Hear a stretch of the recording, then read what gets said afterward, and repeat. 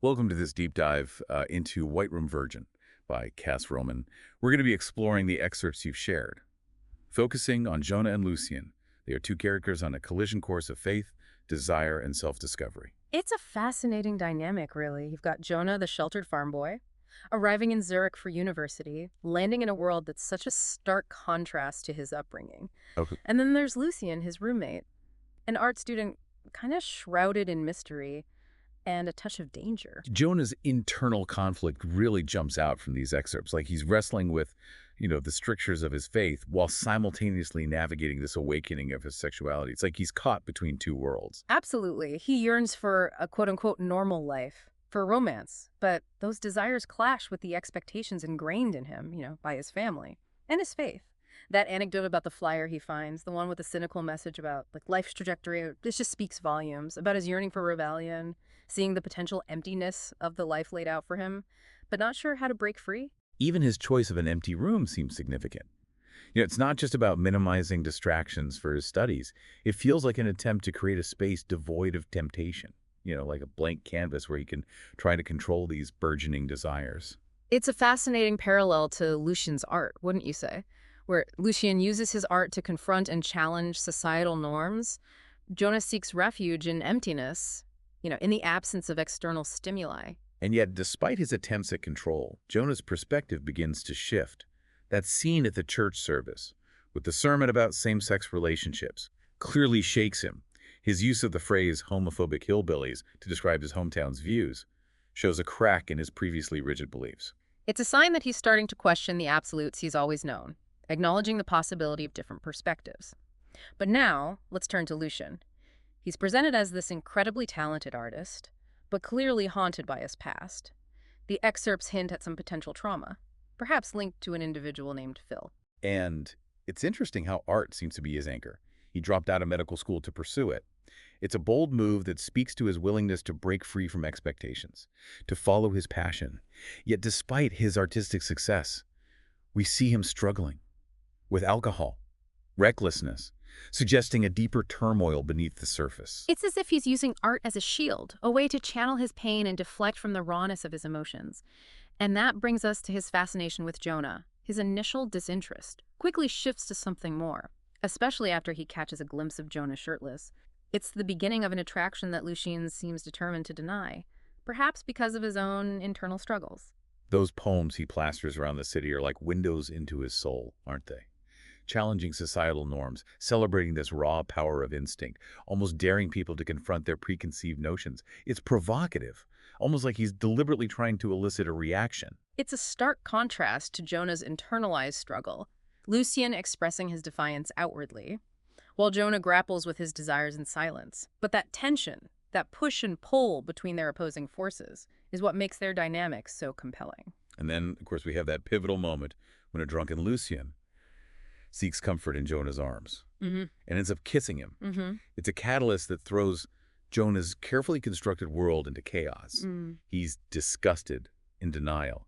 Yet there's also this hint of thrill, of this forbidden desire that he's never allowed himself to explore. And Lucien's withdrawal afterwards adds another layer of complexity. Is it guilt, shame, or perhaps a fear of pushing Jonah further away, of jeopardizing the fragile connection they've formed? But what's fascinating is how Jonah, despite his internal turmoil, defends Lucien to his judgmental parents. It's an act of unexpected protectiveness, a sign that his feelings are far more complicated than he's willing to admit. And then there's that culminating scene, the one where Jonah, unable to resist any longer, succumbs to Lucien's advances. It's a raw, unfiltered expression of their attraction, but it's also a moment fraught with tension. It leaves them both shaken and confused, blurring the lines between their clashing worlds even further. It raises the question, is this the beginning of a journey towards self-discovery and acceptance?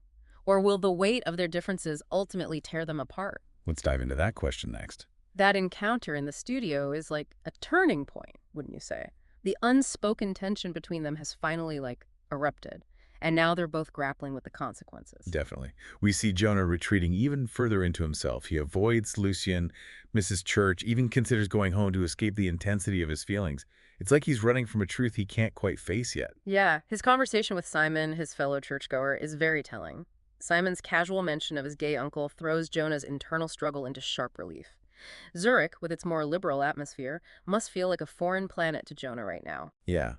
It highlights just how deeply ingrained his beliefs are and how challenging this whole experience must be for him. It's as if he's caught between the dogma of his upbringing and the reality of his desires. And while Jonah struggles with this internal conflict, Lucien retreats into his art. He spends days holed up in his studio, using his creativity as both a shield and a means of expression. Those poems he plasters around the city take on a new layer of meaning in this context. There's one that particularly resonated with me. I will try with my lips, believe with my eyes, behave naturally according to the laws of nature, and resist the prohibitions of culture.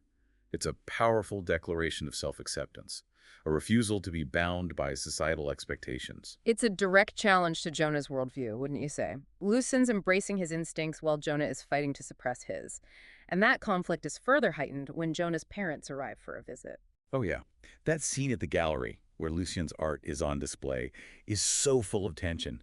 Jonah is caught between his family and, the man he's drawn to, desperately trying to bridge the gap between these two worlds that seem irreconcilably opposed. Lucien's reaction is telling. He flees the scene, unable to cope with the weight of Jonah's family's judgment. It's a moment of vulnerability, a glimpse beneath his carefully constructed facade of, rebellious confidence. And yet, even in that moment, Jonah surprises us. He defends Lucien to his judgmental father, highlighting his dedication to his art as the reason for his absence. It's an instinctive act of protection, a sign that his feelings for Lucien run deeper than he's willing to acknowledge. That protectiveness resurfaces later when Jonah finds Lucien passed out in his studio after a night of heavy drinking. He takes care of him, cleans up the mess, looks after him. These small acts of kindness further blur the lines between, their attraction and Jonah's internal struggle. It's like he's drawn to Lucien despite himself. Even while he's wrestling with the, perceived sinfulness of his desires, he contemplates going to confession, seeking absolution for his thoughts, for the feelings he can't control. It speaks to the depth of his conflict, the way he's torn between his yearning for Lucien and the fear of divine retribution. And it's interesting how this internal turmoil is reflected in his, physical surroundings. Remember how his room is described? Bare, empty, devoid of any personal touches. Yeah, it's more than just a preference for minimalism. It feels symbolic of his emotional state. He stripped himself bare, trying to create order and control in a world that feels increasingly chaotic. And that chaos is amplified by Lucien's unpredictable behavior. He swings between moments of, playful normalcy, like when he teaches Jonah how to draw, and then these bouts of drunken recklessness, leaving Jonah constantly on edge. Yeah, there's that scene where Jonah catches Lucien staring at him shirtless, and it's described as almost like a physical touch. It speaks volumes about the intensity of their unspoken attraction, the way their connection transcends words. It's a visceral reaction that Jonah can't control no matter how hard he tries to deny it. And it seems Lucien is battling his own demons as well. We get glimpses of his past trauma, potentially linked to this mysterious figure named Phil. It's hinted that he may have even acted inappropriately with a professor due to these unresolved issues. His behavior suggests deep emotional scars, and it makes his attraction to Jonah all the more poignant. He's seeking solace, connection, perhaps even redemption in Jonah's presence. And that brings us to Jonah's birthday celebration. He finds himself at a rock concert, a setting that's completely alien to his usual world. It's a symbolic setting, wouldn't you agree? Jonah is being pushed out of his comfort zone, confronted with a world that challenges his beliefs and awakens a sense of rebellion within him. And in the midst of the pounding music and swirling lights, something shifts between him and Lucien. It's like the concert acts as a catalyst, stripping away their inhibitions, bringing their unspoken desires to the surface. The concert becomes a crucible, doesn't it? The energy of the crowd, the music, the alcohol, it all combines to break down the walls Lucien has been hiding behind. Yeah, it's fascinating how these external factors become almost like characters themselves, pushing Jonah and Lucien towards a confrontation they've both been avoiding. And then, of course, there's that kiss. Right. It's not just a repetition of the earlier one. It feels charged with a new urgency, a desperation almost. It's as if Lucien is no longer content with subtlety, with stolen glances and unspoken longing. Right. He needs to know right then and there if Jonah feels anything for him. And what about Jonah's reaction? He doesn't pull away immediately this time. In fact, the excerpts describe him as being swept away by the intensity of the moment. It's a breakthrough, a crack in the armor he's built around his heart. But it's a fragile breakthrough. The aftermath of the kiss is a whirlwind of conflicting emotions. Jonah flees the concert, consumed by guilt and confusion. He even contemplates going home with another woman, Oh, wow. almost as a desperate attempt to prove to himself that he's not attracted to Lucien. It's a heart-wrenching moment, isn't it? He's so terrified by the depth of his feelings that he's willing to betray himself to seek solace in a lie rather than confront the truth. Thankfully, he doesn't go through with it. There's a glimmer of hope in that hesitation, a suggestion that his genuine feelings for Lucien are starting to outweigh his fear. And back at the apartment, the tension reaches, like, a boiling point. Jonah confronts Lucien, but instead of apologies, we get another kiss. This one, however, isn't met with resistance. The dam breaks and the pent-up desire between them explodes. It's a raw, animalistic encounter, stripped of all pretense and societal constraints. The excerpts describe it almost as a force of nature, something beyond their control. But even in that moment of unbridled passion, there's an undercurrent of fear and uncertainty. The weight of their clashing worlds hasn't disappeared. It's just temporarily submerged beneath the tide of their desires. And the aftermath is just as messy as we might expect. Jonah, consumed by guilt, flees again, seeking refuge in the familiar routine of his studies. Lucien, meanwhile, spirals. He drinks, he paints, he grapples with his own demons and the fear that he's irrevocably hurt Jonah. It's a heartbreaking cycle, isn't it? They're both hurting, both yearning for a connection that seems impossible given the chasm between their worlds. And as the excerpts end, we're left with so many unanswered questions. Will Jonah find a way to reconcile his faith with his love for Lucien? Will Lucien find the strength to confront his past and fight for a future with Jonah? Will their love be enough to bridge the vast divide between them? These excerpts offer a glimpse into a powerful and complex story. A story about self-discovery, forbidden desires, and the messy, often painful journey of finding oneself. If you're intrigued by the glimpses we've uncovered in this deep dive, I highly encourage you to explore the full novel and discover the answers for yourself.